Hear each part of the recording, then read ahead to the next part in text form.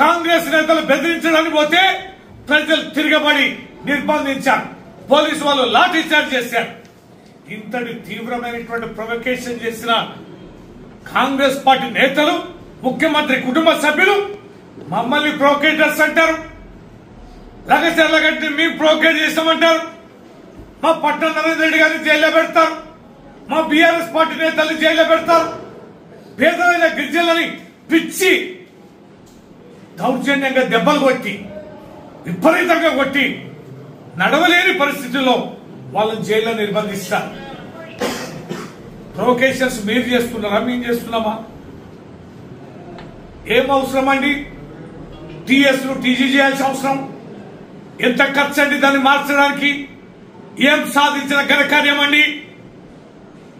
Logo మార్చడం, కాకతీయుల కళావైభవం. చార్మినార్ ప్రభుత్వ లోగో పెడితే లోగో మారుస్తాం. తెలంగాణ తల్లి విగ్రహం పెట్టాల్సిన చోట రాజీవ్ గాంధీ విగ్రహం పెడతాం. పవిత్రమైన స్థలంలో ఏం కన్సర్న్ రాజీవ్ గాంధీకి రాష్ట్రానికి అని. ఇవాళ తెలంగాణ తల్లి, మేము కొలుసుకున్న తెలంగాణ తల్లి, మేము ఆరాధించుకున్న దేవత 14 సంవత్సరాలుగా ఎన్నో ప్రాంతాల్లో, మారుమూల పల్లెల్లో, వాడవాడలో విగ్రహాలను ప్రతిష్ఠించుకొని, తల్లి నీ అండ మాకుండాలే పోరాటం చేసే భాగ్యం, నిన్ను విముక్తి చేసుకునే భాగ్యం మాకు కలిగించు తల్లి అని లక్షలాది మంది, కోట్లాది మంది ప్రజలు ప్రతిష్ఠించుకుని పూజించిన దేవతని ఇవాళ మార్చడానికి కుట్రలు చేస్తున్నాం. తెలంగాణ తల్లికి కిరీటం ఎందుకు? తెలంగాణ బిడ్డకి కిరీటం ఎందుకని? భారత మాతకి కిరీటం పెట్టలేదా? భారత మాత విగ్రహానికి ఏముంది? తెలుగు తల్లి విగ్రహానికి ఏముంది? ఆంధ్ర తొత్తుగా, తెలంగాణ ద్రోహిగా, రైఫల్ రెడ్డిగా తెలంగాణ ఉద్యమంలో నీచమైన పాత్ర వహించి సమైక్యవాదుల కబంధ హస్తాల్లో ఉండి ఇవాళ నానా రకాల మార్గాల ద్వారా ఇలా ముఖ్యమంత్రి వై తెలంగాణ పవిత్రతను చెడగొడతావా? ఇలాంటి మార్పులు తీసుకొస్తావా? ఇలాంటి ప్రొవొకేషన్స్ తీసుకొస్తావా? ఇలాంటి సాంస్కృతిక దాడి మా పైన చేస్తావా? ఇలాంటి విద్రోహకరమైనటువంటి చర్యలకు పాల్పడతావా?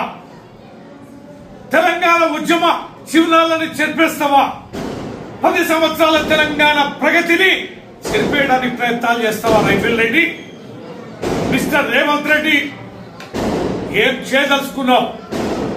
చంద్రబాబు చేతుల్లో మరోసారి తెలంగాణ పెట్టడానికి ప్రయత్నం చేస్తున్నావా? సమైక్యవాదుల కబంధ హస్తాల్లో తెలంగాణను బందీ చేయడానికి ఈ ప్రయోగాలు చేస్తున్నావా? బరి తెగింపు చర్యలు, బాధ్యత రహితమైన చర్యలు, ప్రజలకు ఇచ్చిన హామీలను తప్పించుకోవడానికి పోలీసు వారిని ఇలా గుండాగిరి దౌర్జన్యంగా ఇవాళ ప్రశ్నిస్తున్న శక్తులపైన, శ్రేణులపైన, వ్యవస్థలపైన ప్రయోగించడం అనేది అప్రజాస్వామికం. ఉద్యమం మాకు కొత్త కాదు, పోరాటం మాకు కొత్త కాదు, అరెస్టులు మాకు కొత్త కాదు, జైలు కేసులు మాకు కొత్త కాదు.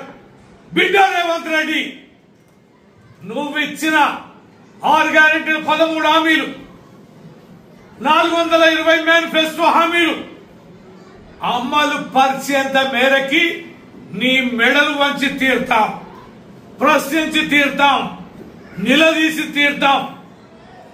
ఎన్ని ప్రయత్నాలకైనా ప్రజల పక్షాన నువ్వు చేసే కుటిల విషయాలకి మేము ఖచ్చితంగా ఎదురు తిరుగుతాం, ప్రశ్నిస్తాం, అడ్డు తిరుగుతాం. బెదిరే ప్రసక్తే లేదు. ఇవాళ హరీష్ రావు గారి మీద చేయేశావు, ఇవాళ మా కౌశిక్ రెడ్డి మీద చేయేశావు, పట్టణ రానంద్ రెడ్డి మీద ఇప్పుడు జైల్లో పెట్టావు. పెట్టు బిడ్డ, నీ పునాదిని చాలా తక్కువ కాలంలోనే నువ్వే తోవుకుంటున్నావు. ఇంకా 4 సంవత్సరాలు ఉంది. 100 రోజులు అమలు పరుస్తున్నావు. ఏడాది గడిచింది, ఇంకా 4 ఏళ్లు పరిపాలించాలి. ఎట్లా పరిపాలిస్తావు ఇట్లా దౌర్జన్యంగా? రేవంత్ రెడ్డి, ఎంచుకునే శక్తి తెలంగాణ ప్రజలకుంది.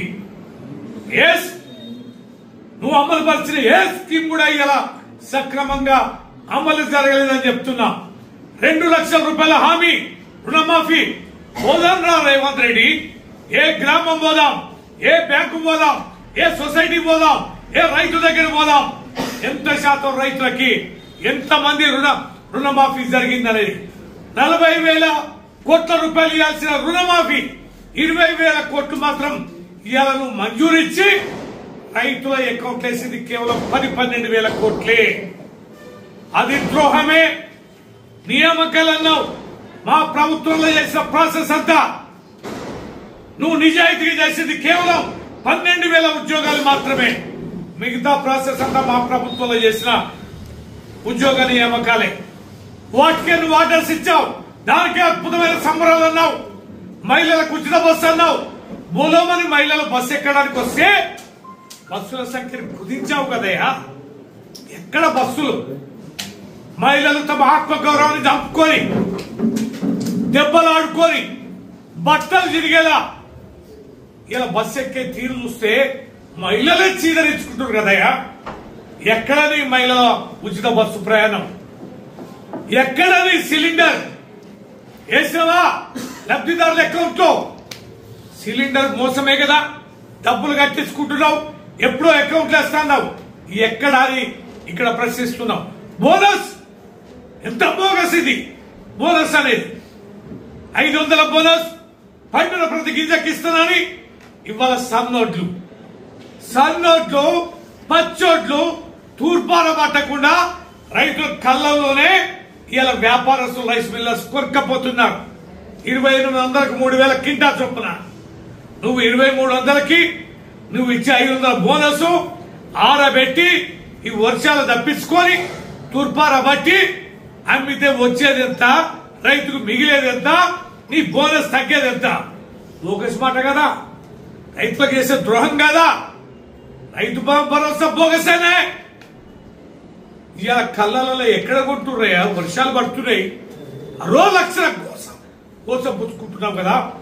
ఇట్లాంటి హామీలు ఇచ్చి మోసం చేసిన రేవంత్ రెడ్డి ప్రశ్నిస్తే జైల్లో కేసులు పెట్టి జైల్లో పెట్టి రేవంత్ రెడ్డి పోరాటాల గడ్డైన తెలంగాణలో పోరాటాల బిడ్డలైన బీఆర్ఎస్ పార్టీ నాయకుల కార్యకర్తలని అడ్డుకునే శక్తి నీకు లేదు. ఈ అరెస్ట్లని అప్రజాస్వామికమని ఖండిస్తున్నాం. బేషరతుగా వెంటనే విడుదల చేయాలని మేము విజ్ఞప్తి చేస్తున్నాం.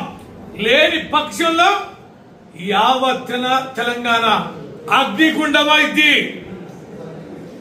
కాంగ్రెస్ పార్టీ నేతలారా, మంత్రులారా, ఎమ్మెల్యేలారా, కార్యకర్తలారా, కష్టపడి తెచ్చుకున్న మీ ప్రభుత్వాన్ని భ్రష్టు పట్టిన ఈ కాంగ్రెస్ రేవంత్ రెడ్డి, అరువు వచ్చిన రేవంత్ రెడ్డి, వలస వచ్చిన రేవంత్ రెడ్డి, అవినీతి దోపిడిదాటైన రేవంత్ రెడ్డి అనతి కాలంలోనే మిమ్మల్ని అగాధంలోకి తోసేస్తున్నాడు.